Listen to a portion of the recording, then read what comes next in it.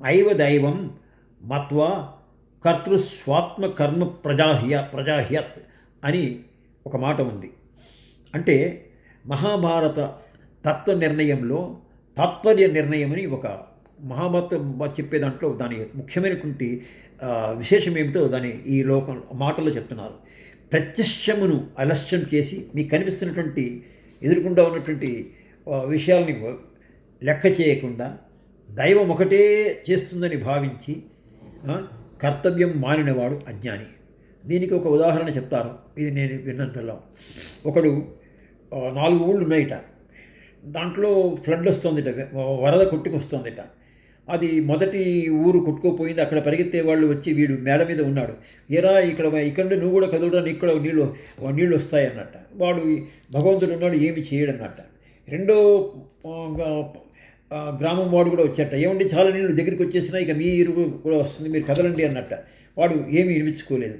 మూడో వాడు కూడా చెప్పాడు. మూడోవాడు ఇక 4వది వీడి యొక్క గ్రామంలో కూడా నీళ్ళు వచ్చి వీడు మునిగిపోయినాడు, పైకి వెళ్ళిపోయినాడు ఆకాశంలోకి. అప్పుడు శివుడి దగ్గరికి వెళ్ళాడు.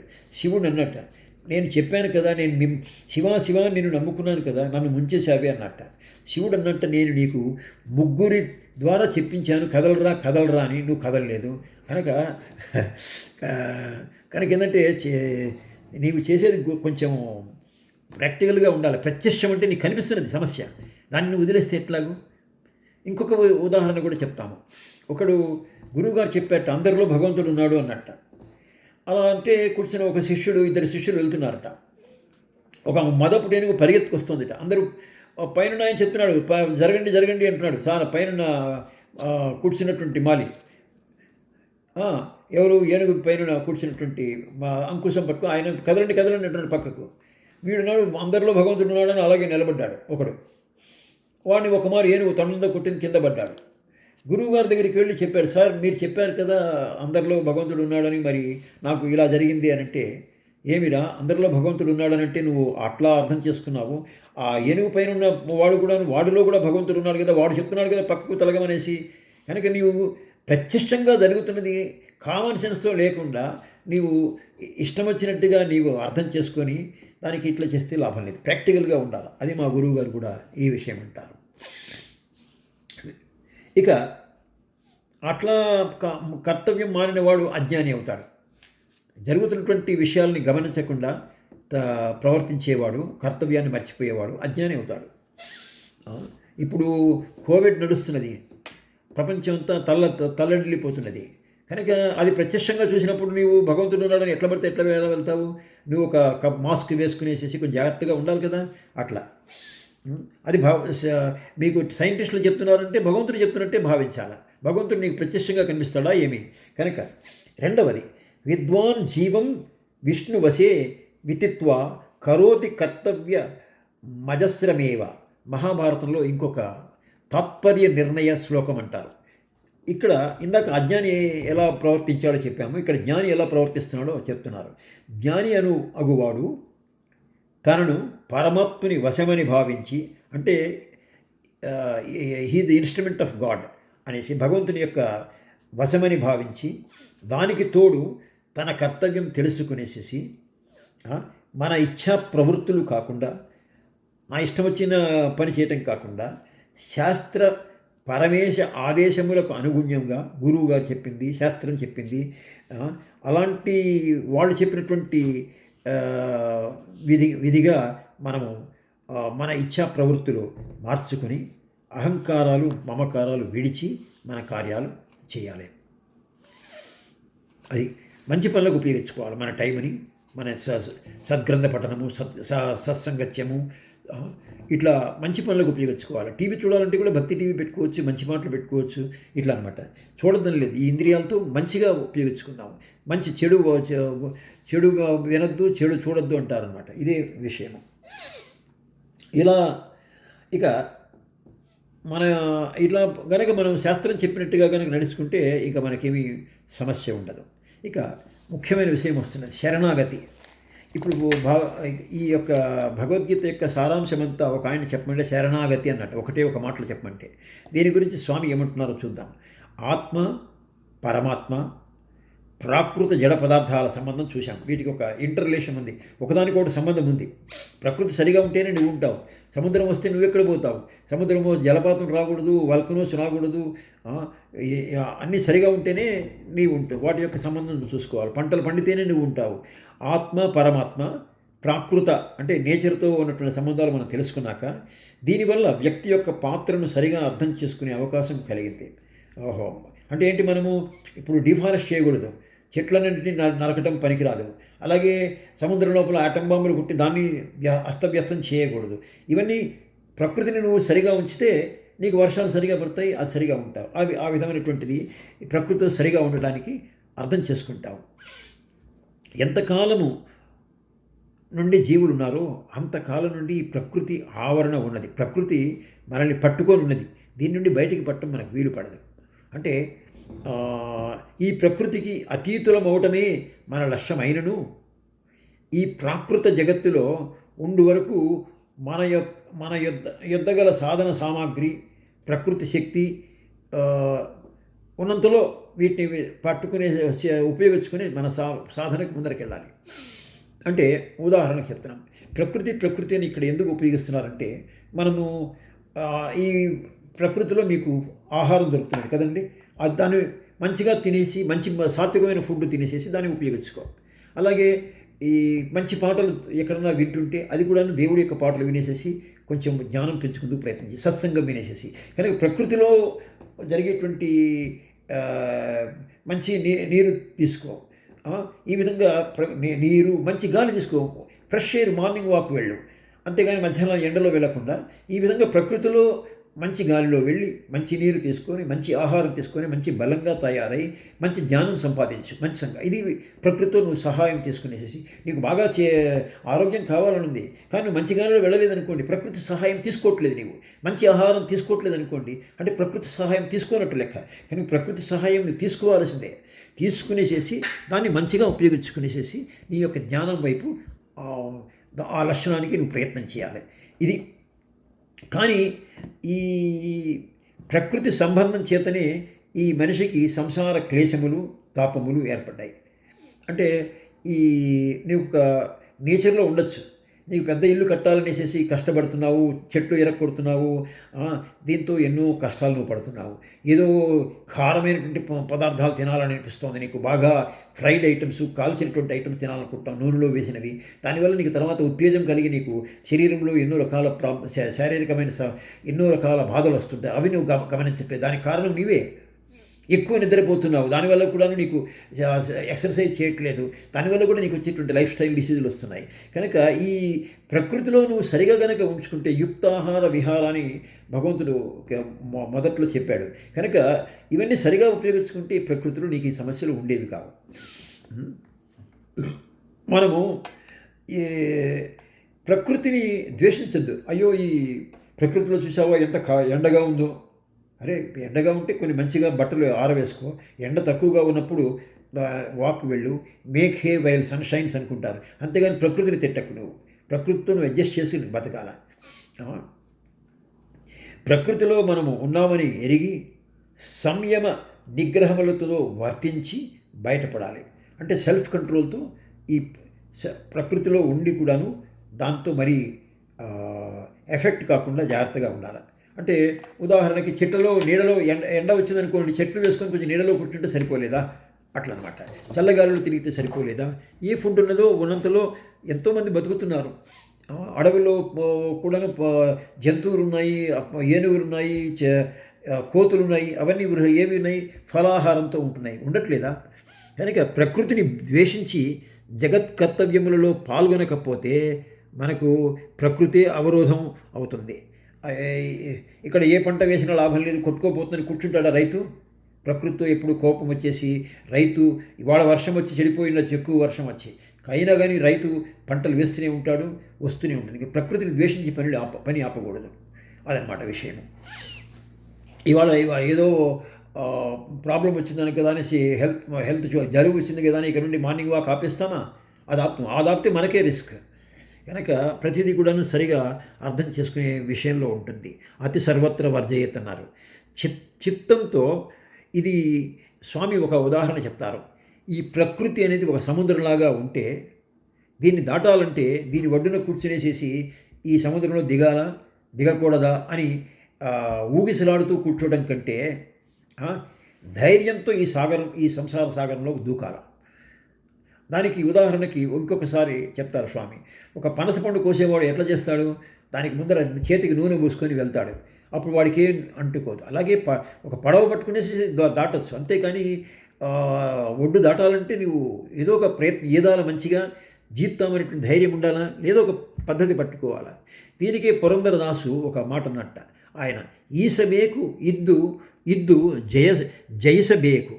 ఈ ప్రవాహంలో దిగినా దానిలో మునగక ఇదే ఈ జయించు కళ మనకు ఈ గీత బోధిస్తోంది. ఈ ప్రవాహంలో దిగిన దీనిలో కొట్టుకోపోకుండా జయించి ఉండేటువంటి ఒక కళని మనకు గీత బోధిస్తుంది. ఏంటిది కళ?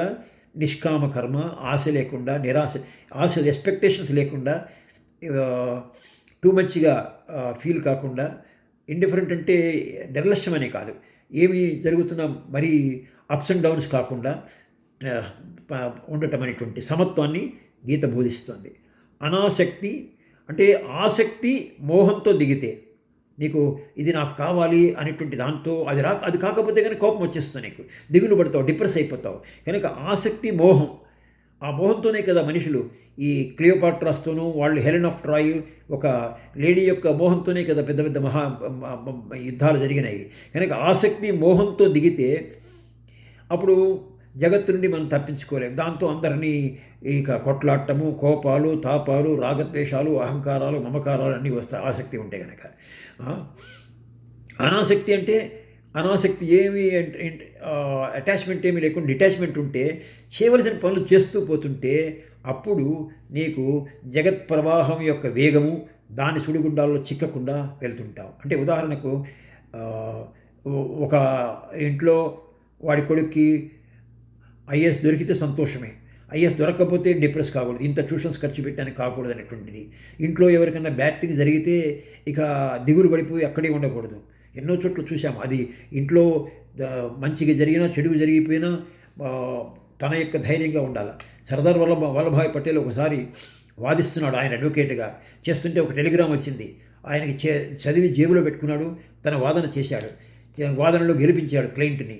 అప్పుడు మిగతా వాళ్ళు ఏంటి సార్ టెలిగ్రామ్ వచ్చిందంటే మా అమ్మ మరణించిందని వచ్చిందండి, కానీ ఇప్పుడే 5 నిమిషాల లోపల ఈ కేసును ముగిస్తున్నాను, ఈ మధ్యలో నేను ఆపేస్తే ఈ నన్ను నమ్ముకున్న క్లయింట్ ఏమవుతాడు? కనుక ఆ తల్లి యొక్క మరణ వార్త అతన్ని స్తంభింప చేయలేదు, తన డ్యూటీని తను సరిగా చేశాడు. అది కర్తవ్య నిర్వహణ. అంటే అప్సెట్ అయిపోయిన వాడు మనిషి ఏమి చేయలేడు, డిప్రెషన్ అయిపోతాడు, లేకపోతే ఒకేలా ఎమోషన్ కూడా వస్తుంది. కొంతమంది ఫుట్బాల్ ఆట చూస్తూ దానిలో లీనమైపోయి ఫుట్బాల్లో బ్రహ్మాండంగా వాడు కొడుతుంటే అది చూసి ఒక ఆయనకి 70 ఏళ్ళ వాడికి దాంతో ఉద్రేకం వచ్చేసి చివరికి గోల్ కొడుతున్నాడు అంటే హార్ట్ అటాక్ వచ్చింది. కనుక ఈ దాంట్లో అటాచ్మెంట్ ఉంటేను లేకపోతే దానిలో డిటాచ్మెంట్ అయినా కానీ ఇట్లాంటి అప్సెన్స్ ఎమోషన్స్ వస్తుంటాయి. ఎవరికైతే డిటాచ్మెంట్ ఉన్నదో వాడికి ఏమీ ఉండదు. ఒక ఆయన ఆపరేషన్ చేస్తున్నాడు అనుకోండి, ఇప్పుడు దానికి తన వాళ్ళైతే ఒక రీతిగా అనుకోవచ్చు, ఇంకోళ్ళైతే ఇంకో రీతిగా అట్లా అనుకో.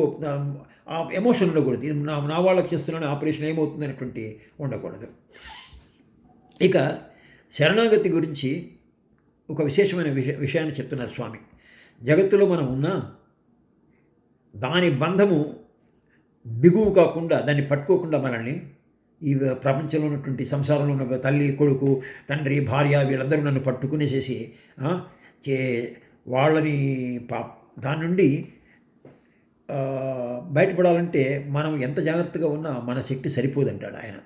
మనం అట్లానే వదిలేమని కాదు, మనం ప్రయత్నం చేస్తున్నాము, కానీ మనం ప్రయత్నం చేస్తున్నా కానీ అది సరిపోదు. అది బంధ విముక్తికి ఒక మార్గం చూడాలి. ఇప్పుడు ఒక పని చేస్తున్నప్పుడు మనకు పని కాలేదనుకోండి, ఒక పని తోస్తున్నాము ఒక చోటికి, అది మనం తోస్తున్నా కానీ వెళ్ళట్లేదు, అప్పుడు ఇంకొక రీతిగా ఆలోచిస్తాం ఏం చేయాలరా అనేసి. ఒక ట్రాక్టర్కి ఇస్తామో ఏం తెస్తామో ఆలోచించాలి. అట్లాగే ఈ ప్రకృతి యొక్క బంధము మనకు మీరిన శక్తిగా ఉంటే, మనకంటే ఎక్కువగా ఉంటే కనుక అప్పుడు మనం దాన్ని ఏమి చేయలేని స్థితిలో ఉంటే అప్పుడు ఏం చేయాలి? దీన్ని అడ్డగించేందుకు ప్రకృతి కంటే మనకంటే ఒక అపూర్వమైనటువంటి అతీతమైనటువంటి సర్వశక్తి అంటే భగవంతుని ఆశ్రయించాలి. అదే 62వ శ్లోకంలో తమేవ శరణం గచ్చ సర్వభావేన భారత అన్నారు. అంటే అతని శరణు పొందక, భగవంతుని శరణు పొందక అతనిని అనన్యభక్తిచే ధ్యానించకుండా ఉంటే ఈ జీవిత లక్ష్యం సాధించలేము. ఆయన యొక్క శరణు పొందకుండా ఆయనని భక్తితో మంచిగా ప్రార్థన చేసి, స్వామి మా గురువు గారు కూడా చెప్తుంటారు, నీవే ఈ ప్రపంచంలో మమ్మల్ని తోశావు, కొంచెం ఇక్కడి నుండి కొంచెం దారి చూపించవయ్యా అనేసి దీనంగా నీ ప్రయత్నం చేస్తూ భగవంతుని ప్రార్థిస్తే అది కొంచెము ముందరికి వెళ్తుంది. దీనికి ఒక స్వామి ఒక ఉదాహరణ చెప్తున్నారు. ఒక బిడ్డ చేతిలో నారింజ పండు ఇచ్చారనుకోండి, నారింజ పండు వాడు తినగలడా? దాన్ని వలుచుకోవడం వాడికి రాదు కదా, చిన్న బిడ్డవాడు. తల్లి వచ్చి నారింజ పండు యొక్క పైతోలు ఊడదీస్తే అప్పుడు వాడు తింటాడు. అలాగే మనం కూడాను మన యొక్క ఆత్మజ్ఞానం ఉన్నదే, ఆత్మ ఉన్నతి, అది ఒక సచ్చిదానంద స్వరూపం ఉంది. స్వరూప ఆనందం అంటే స్వరూపం అంటే మన లోపల ఉన్న ఆత్మ, అది మనకు కనిపించట్లేదు, అది దేహేంద్రియాల చేత కప్పబడి ఉన్నది. దీనంతటినీ ఇది తోలు, ఈ తోలును తీసి భగవంతుడు మనకు తీస్తే ఆయన కృపతో మనకు విలువ అవుతుంది.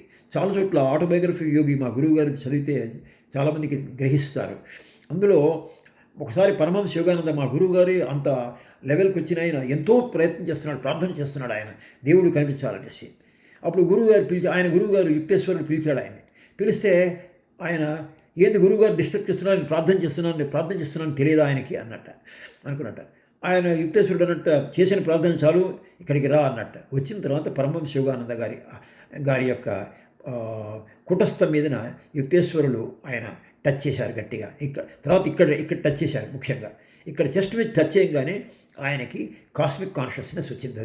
దైవం యొక్క ప్రపంచమంతా, విశ్వమంతా కనిపించింది. కనుక ఏంటంటే మన ప్రయత్నం ఉన్న భగవత్ ప్రయత్నము, గురు బ్రహ్మ గురు విష్ణు గురు దేవో మహేశ్వర అన్నారు. కనుక గురువు యొక్క ఈశ్వరుడు యొక్క అనుగ్రహంతోనే కొంత అవుతుందన్నమాట. ఆ విషయం మనం గుర్తుంచుకోవాలి. కానీ శరణాగతి ఇట్లాంటి సచ్చిదానందము మన అనేటువంటి నిధి మన దగ్గర ఉన్న బంగారం మన దగ్గర ఉంది, కానీ అది లేనట్టుగానే ఉంది. ఎందుకు కనుక్కోలేకపోతున్నాం? మన ఇంట్లో ఉన్నది కానీ మనం కనుక్కోలేకపోతున్నాము. మనకు ఈ ఆనంద నిధి ఉన్నా లేనట్టుగానే ఉన్నది. ఇది భగవంతుడే తల్లి. ఈ నిధిని మనకు ఆయన ఓడదీసి మనకు చెప్పాలి. దానికి మనం ప్రయత్నం కూడా చేయాలి. అజ్ఞానం జ్ఞానదో విష్ణు జ్ఞానినాం మోక్షదర్శస అనువ్యాఖ్యానం అనే దాంట్లో రాయబడి ఉంది. అంటే మనకు జ్ఞానము, బంధ నివృత్తి, మున్నగు అన్ని వికాస ప్రగతులు పరమాత్ముని వల్లనే జరుగుతుంది. ఒక చోట ఆయన అంటాడు, భగవంతుడు అంటాడు, కృష్ణుడు భగవద్గీతలో, బుద్ధి తదామి బుద్ధియోగం ఉంటాడు. బుద్ధి నీకు ఇచ్చేటువంటి జ్ఞానం ఉన్నది, అది నేను ఇస్తానంటాడు. అది ఆయన నమ్ముకున్న వాళ్ళకు. మన జీవితంలో మంచి చెడ్డలకు అతడే కారకుడు. అతని అనుగ్రహం లేకుండా ఏమీ జరగటం లేదు. ఒక జడ్జికి కొంత డిస్క్రిప్షన్ ఉంటుంది కొంచెం తప్పుల్ని క్షమించడానికి. అలాగే భగవంతుడి కొంతవరకు ఆయన కరుణా సముద్రుడు కనుక కొంతవరకు ఆయనకి ఉన్నది తగ్గించేందుకు. కనుక ఇవన్నీ తెలుసుకొనేసి భగవంతుడిని భక్తితో ఆశ్రయించి భక్తిభావంతో మన కర్మలు నిర్వర్తించాలి. ఒక డ్యూటీ ఇచ్చారనుకోండి, ఈ డ్యూటీ నాకు ఇట్లాంటి చిన్న డ్యూటీ ఇచ్చాడే అనుకోకూడదు. దీనికి ఒక ఉదాహరణ, ఒక సినిమాలో ఒక డైరెక్టర్ మనకు చిన్న రోల్ ఇవ్వచ్చు, కానీ ఆ చిన్న రోల్ సరిగా చేస్తే కనుక అది గమనించేసి చాలా చోట్ల ఎన్నో రోల్స్ మీకు రావచ్చు. చిన్న రోల్ ఇచ్చాడు కదా అని మీరు నిర్లక్ష్యంగా సరిగా చేయలేదనుకోండి, ఇక మీకు తర్వాత ఏ రోల్స్ దొరకవు. కనుక భగవంతుడు ఏ రోల్ ఇచ్చాడో అది చేయాలి. మా గురువు గారు కూడా చెప్తుంటారు, మనము ఈ ఇంట్లో పుట్టామే, మనకి ఇలాంటి పరిస్థితులు ఉన్నాయి, వాడికి మంచిగా అట్మాస్ఫియర్ బాగుంది, నేను ఏమి చేయలేకపోతున్నాను అని బాధపడద్దు. నీకు ఇచ్చినటువంటి పరిస్థితుల్లో నీవు ఉండేసి నువ్వు ఎక్కడున్నావో భగవంతుడు అక్కడ నిన్ను పెట్టాడు కనుక ఆ రోల్ నీవున్న చోట్లోంచే నీవు ఉండి నీవు ఈ జీవితంలో సక్సెస్ని సంపాదించాలి, ఆధ్యాత్మికంగాను లౌకికంగాను. ఇది గురువుగారు చెప్తారనమాట. అంతేగాని నా కర్మని ఏడుస్తూ కూర్చుంటే లాభం లేదు. నీ పురుష ప్రయత్నం ఎక్కడున్నావో అది నిన్ను భగవంతుడు పెట్టాడు. నీ ఉన్న చోటు నుంచే నీకు ఏ డ్యూటీ వస్తుందో ఆ డ్యూటీని, నీకు ఇచ్చిన తల్లిదండ్రులకి సేవ చేయాలి, నీ పక్కనున్న సమాజానికి కొంతవరకు సహాయం చేయాలి. ఇవన్నీ కూడా నువ్వు డ్యూటీ నీకు ఎట్లా వస్తుందో చెప్పేది లేదు. నువ్వు ఒకప్పుడు నడుస్తున్నప్పుడు నీకు ఎదుర్కొంటున్నవాడు కింద పడతాడు, వాడికి నువ్వు సహాయం చేయాల్సి వస్తుంది లేపటానికి. కనుక డ్యూటీ ఎలా వస్తుందో చెప్పడం, ఏది ఎదుర్కొండా వస్తుందో, ఏది నీకు దారిలో పడుతుందో అది నీకు డ్యూటీ అవుతుంది. నీవంతా నీవే అహంకారంతో ఎన్నో డ్యూటీలు తగిలించుకుంటే పేరు కోసం వాటి కోసం అది సరైనది కాదు. ఇది ఏ పని చేస్తున్నా ఇది భగవంతుడు ఈకి ఉపయోగపడే కర్మ కాదా అనేది నువ్వు నిర్ధారణ చేసుకోవాలి నీవు అదనమాట. భగవంతుడికి సంబంధించిన కర్మ అయితే చేసుకో, లేకపోతే అనవసరమైన వాటిలో ఇరుక్కోకు. ఇక భక్తియే భక్తిభావంతో కర్మలు చేయాలి కాదని లేదు. భక్తియే కర్తవ్యమునకు అంత సత్వంగా అంటే ఏంటి, మంచిగా ఉండేటువంటిది సత్వగుణం అంటారు. మనం ఏదో పనులు చేస్తున్నాం, ఆ పనిలో భక్తి ఉంటే కనుక సత్వం ఉన్నట్టు లెక్క. ఒకడికి ప్రేమభావంతో అన్నం పెట్టారనుకోండి, వాడు ఒక బెగ్గరే అవ్వచ్చు, వాడిని దరిద్ర నారాయణుడిగా భావించి మంచి భక్తితో అన్నం పెడితే పర్వాలేదు. ఏదో బెగ్గరగా ఇస్తున్నాను, దానం చేస్తున్నాను అహంకారం అయితే అది రాజశేఖం అయిపోయింది. వీడికి ఏమి ఇవ్వాలి అనేసి ఏదో అన్నం పారేశాడు అనుకోండి, అది తామసం అయిపోతుంది. కనుక నీవు భక్తిభావంతో చేస్తే ఏ పనైనా కానీ అది సాత్వికమైపోతుంది. పాఠం చెప్పేవాడు కానీ ఏ పని చేస్తున్నా, నీవు ఆఫీసులో పనిచేస్తున్నా, ఏదో వాడికి నా పక్కన వాడికి 50,000 శాలరీ వస్తుంది కనుక వాడు నా బాస్, వాడు ఎక్కువ పని చేయాలి, నాకు 20,000 ఇస్తున్నారు కనుక నేను తక్కువ చేయాలి అనేటువంటి భావన కాకుండా, నీకు ఎంత శాలరీ ఇస్తున్నారు అనేది కాదు, నీ డ్యూటీ నీవు సరిగా చేస్తే బాగుంటుందన్నమాట. దీనికే 66వ శ్లోకము ముగింపుకు వస్తున్నప్పుడు చాలా విశేషమైన విషయం చెప్తారు. సర్వధర్మాన్ పరిత్యజ్య మామేకం శరణం వ్రజ అని అన్నారు.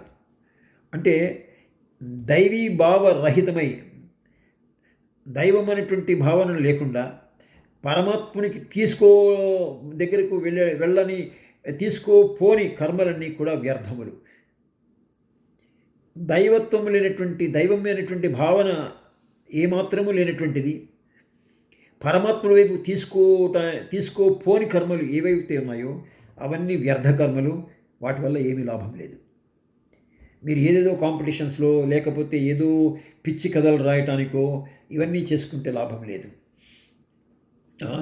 అలాగే పోతన శ్రీనాథుడి దగ్గరికి వస్తే అమ్మను నమ్ముకొంటి అన్నాడు పోతన మహాత్ముడు. అమ్మను సరస్వతీదేవిని అమ్మనున్నాడు, దేవుడికి మాత్రమే అంకితం ఇచ్చాడు. ఇక శ్రీనాథుడు అనకూడదు కానీ నా నోటితో ఆయనేమో అమ్మను అమ్ముకుంటే ఆయన గ్రంథాలన్నీ కూడా రాజులకు అంకితం చేశాడు, డబ్బులు వచ్చినాయి. కనుక చివరికి ఏమవుతుందో అవసరం అన్నమాట. కనుక ఏది కూడాను ఫలాపేక్ష లేకుండా భగవంతునికి సేవగా చేస్తే మంచిది. చాలామంది ఇప్పుడు రామకృష్ణ మిషన్లో ఉన్న వాళ్ళు ఎట్లా సేవ చేస్తున్నారు, మదర్ తెరిసా చేస్తుంది, వీళ్ళు ఎంతో బాధపడ్డ వాళ్ళకి నా తిరిగి ఏమన్నా వస్తుందనే దాంతో కొంతమంది చేస్తుంటారు. ఇది టీవీ కవరేజ్ కింద వస్తుందనేసి ఊరికనే ఫోటో ఫినిషింగ్ లాగా, ఫోటో టచ్ కోసం అంటే ఈ రోజుల్లో చీపురు పట్టుకునేసి క్లీన్ చేస్తున్నాం స్వచ్ఛ భారత్ అని 2-3 కూర్చుంటారు. వాళ్ళకి ఎప్పుడు సేవ చేయాలనే ఉద్దేశం ఏమీ లేదు, ఆ టీవీ కవరేజ్ వస్తున్నటువంటి దాంట్లో చూస్తారు. ఇట్లా కాకుండా అందులో నిజంగా భక్తితో చేస్తే కనుక ఏ సేవ చేస్తున్నా అది సాత్వికమైనటువంటి ధర్మం అవుతుంది. సర్వధర్మ ఇక్కడ భగవంతుని కర్మలంటే ఏమిటంటే నాకు తెలిసినంతలో సత్సంగము, తపస్సు, సద్గ్రంథ పఠనము, ఇవన్నీ మంచి పనులు చేస్తున్నారు. రోటరీ క్లబ్లు చేసేవి పేరు కోసమే కాకుండా నిజంగా మంచి భావంతో చేస్తే అది తప్పక అది ఉదాహరణకు వస్తుంది. సర్వధర్మముల యొక్క త్యాగమనుభావమే అన్ని కర్మల యొక్క త్యాగము చేయటమే, అన్ని ధర్మాలు వదిలేసేసి నేనున్నాను అన్నాడు. దీనికి అర్థము నిజంగా అర్థమైందంటే ఫలాపేక్షను త్యజించుటే ధర్మముల యొక్క త్యాగమని మనం భావించవచ్చు. కర్మల్ని వదిలేమని ఇందాక చెప్పారే, సర్వధర్మాన్ని పరిత్యజ్య అంటే అర్థమైందంటే పనులు వదిలేమని కాదు, పనుల్లో ఉన్నటువంటి ఫలము ఆపేక్షని వదిలేమని స్వామి చెప్తున్నారు ఇక్కడ. ఇలా సర్వధర్మాలు వదిలేమంటే కనుక అన్ని ధర్మాలు వదిలేసి ఏ పని చేయకుండా కూర్చుంటారే భగవంతుడు, అది మళ్ళీ ఒక తప్పుడు అర్థం వచ్చే అవకాశం ఉన్నది. దీని యొక్క నిజమైన అర్థము కర్మఫల త్యాగం వదలటమే దీనికి సరైన అర్థమని స్వామి చెప్తున్నారు. ఇక అద్వైత అర్థం చెప్పాను కదా ఇప్పుడే, సర్వకర్మలు త్యజించి తానే పరమాత్ముడు అనుకున్నటువంటి అద్వైత భావం ఉంటుంది. అద్వైత వాళ్ళు ఏమంటారంటే ఏ కర్మలు అక్కర్లేదు, నేను ధ్యానంలో ఉన్నాను, నేనే పరమాత్ముడిని అనేటువంటి భావనలో ఉంటారు. ఇక నేనే పరమాత్ముడు అనుకుంటే ఇక ఏ పనులు చేయకుండా ఉంటుంది. ఇది అట్లాంటి అద్వైతం కనుక ఉంటే ఇక దీనికి ఏమవుతుందంటే కర్మాచరణకు ప్రాధాన్యం భగవంతుడు మొదటి నుండి ఇచ్చాడు. ఇక్కడేమో చివరిలో ఏమంటున్నాడు ఆయన, సర్వధర్మాన్ పరిత్యజ్య అని వదిలేమంటాడు. ఇది ఈ రెండింటికి వ్యతిరేకంగా ఉన్నది భావాలు కనిపిస్తున్నాయి. ఈ అద్వైత భావం ఉంది ఏమంటుంది, శరణాగతి అద్వైత భావం ఈ రెండు పరస్పర విరుద్ధ భావాలు. శరణాగతి ఏంటి? భగవంతుని నమ్ముకుంటున్నాము, ఆయనే కర్త అనేసి. కానీ అద్వైతంలో ఏమంటారు? నేనే భగవంతుని, కర్మలు చేయక్కర్లేదని అంటున్నారు. కనుక ఈ రెండు ఇక విరుద్ధమైన భావాలు అంటున్నారు. ఈ రెండింటికి ఒకదానికొకటి సంబంధం లేకుండా ఉన్నాయి అద్వైతంలో. దీని వెనుక కొంచెం జాగ్రత్తగా చూస్తే ద్వైత సిద్ధాంతం ఇక్కడ చెప్తున్నారు. అర్జునుడిని తన ప్రియమైన శిష్యుడని శ్రీకృష్ణుడు పిలిచి